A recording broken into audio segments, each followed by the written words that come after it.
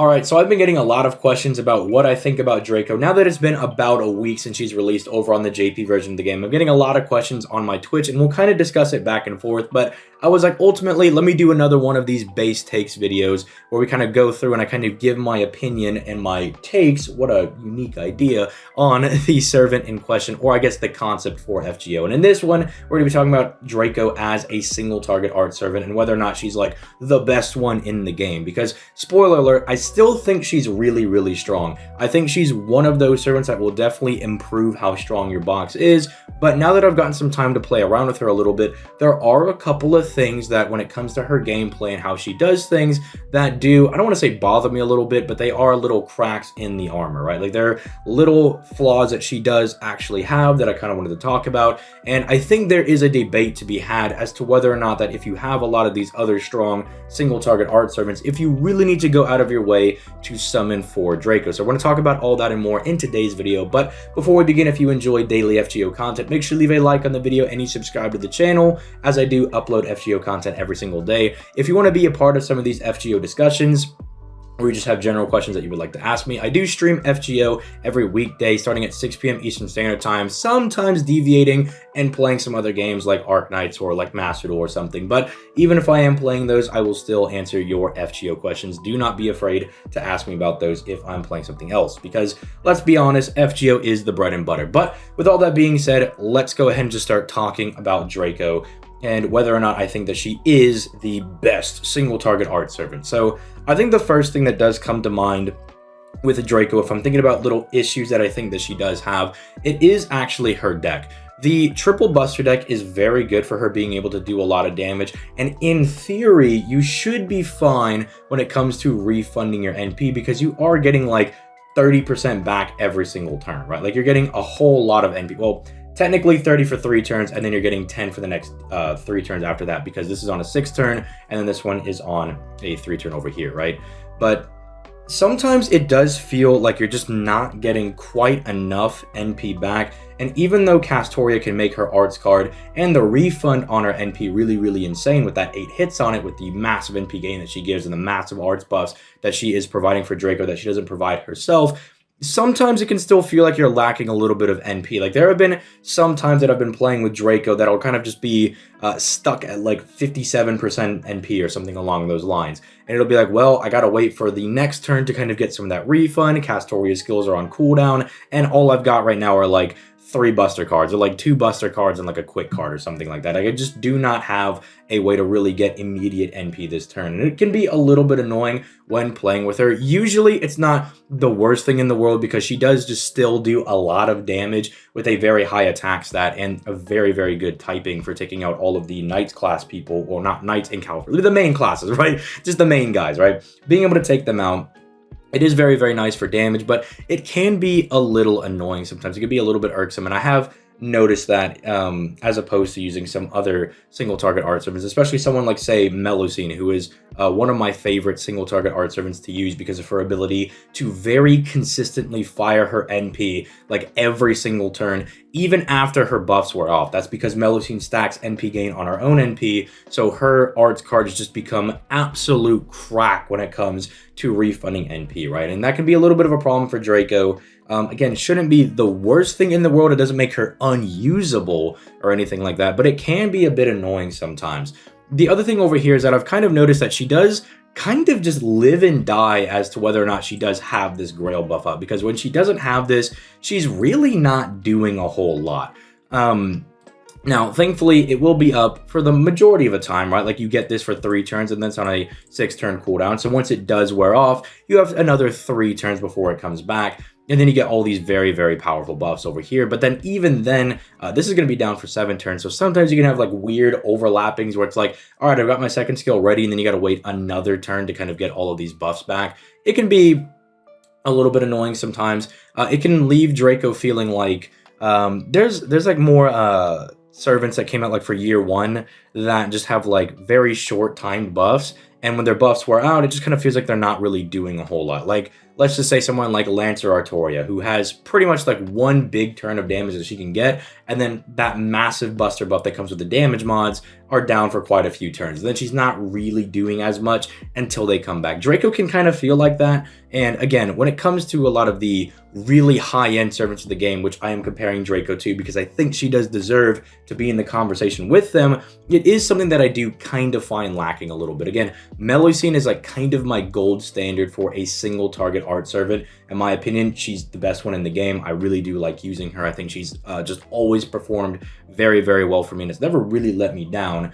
And so when like thinking about, well, Draco versus someone like Melusine, it's like the fact that you can do like 6 NPs in a row with Melusine, even after her buffs go down, this is like a testament to how insane that servant is. And Draco can kind of just feel like she's just sitting around for a little bit and is not really doing a whole lot whenever her skill buffs do go down. Now, thankfully, her first skill does have very, very long effects on a 7-turn cooldown, right? These are pretty much always going to be up over the course of her skill 1 being up, right? And the crit damage, even though it's only 30%, this actually is fine. We've seen from people like, say, Morgan, who also only has a 30% crit damage buff, that even though it's not like the standard 50 that we usually get, for one, the fact that you get 6 instances of it and you can really drag it out, I think is why they nerfed it a little bit to 30, but we've also seen that 30% crit damage sometimes is just enough. You can still do some really nasty crits, especially because her attack is still very, very high.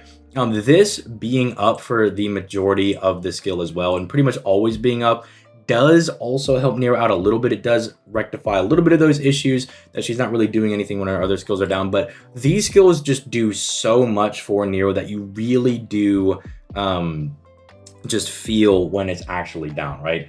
You can definitely feel like when you're not having these skills, and it can definitely feel like you're using almost a completely different servant.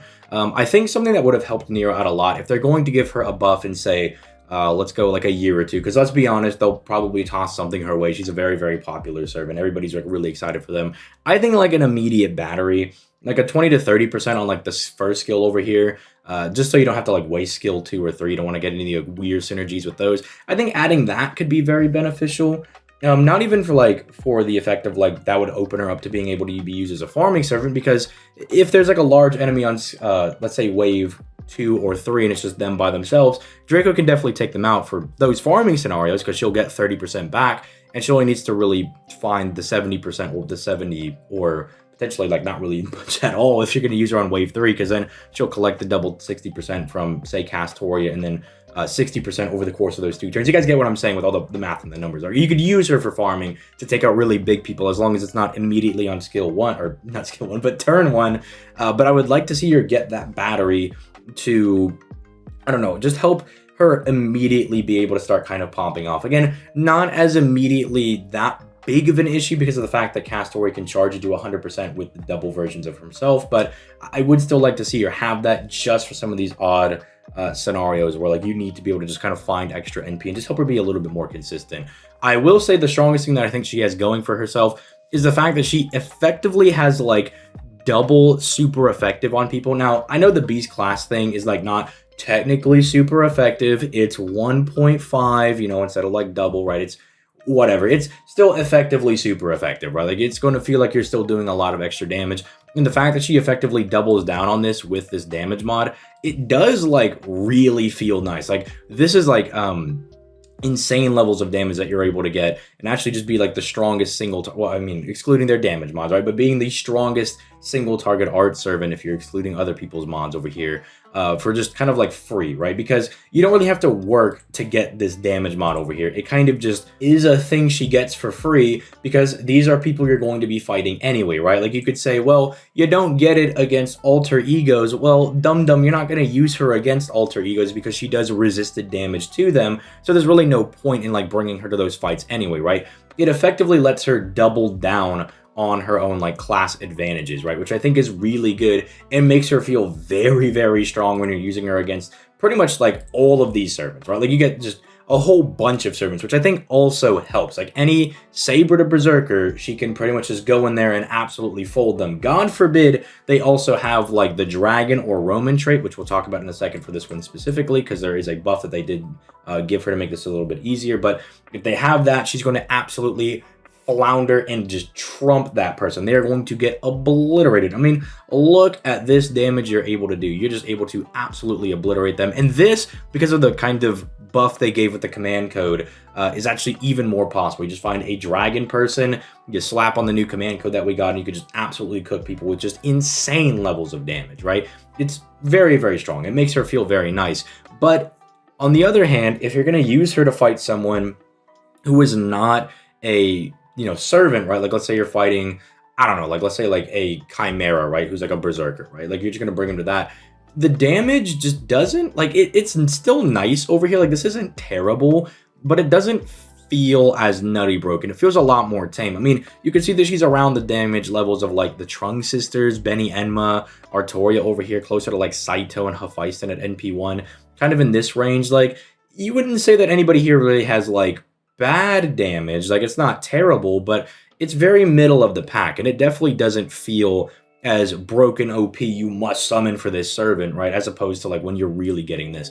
Thankfully, as a single target, you really should only be bringing her to fight servants because most bosses in the game are servants, but sometimes it does come up, right? It does come up sometimes where there's like some really massive like Orochi or something that you want to bring your boss killer to, and she'll perform well against them, but not as nutty broken as you would expect Draco to do, right?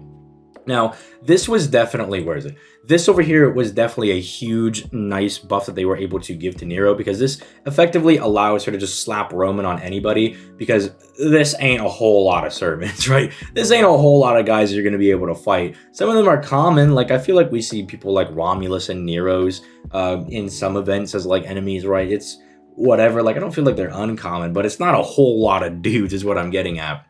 So being able to kind of slap this on anybody and really ensure how much damage you're going to be able to do, and really getting into all the damage mods that she's got, was definitely a nice thing that they threw her way.